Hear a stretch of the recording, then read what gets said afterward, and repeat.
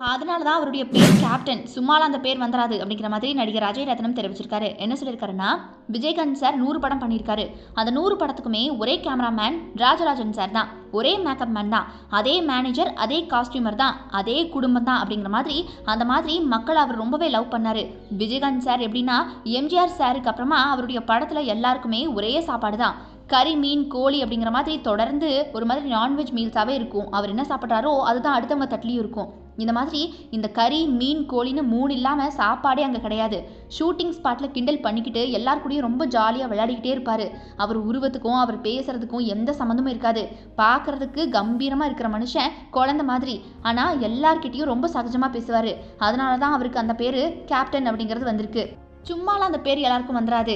ஏதாவது பண்ணா தான் வரும். அவர் பண்ணியிருக்காரு. அதனால தான் அவர் கேப்டன் அப்படிங்கிற மாதிரி அஜய் ரத்னம் தெரிவிச்சிருக்காரு. என் மரணத்துக்கு பின்னால பஸ் எரிக்கிறதோ கடையை எரிக்கிறதோ இருக்கக்கூடாது. எரியிற நெருப்பு உங்க மனசுக்குள்ள மட்டும்தான் இருக்கணும்.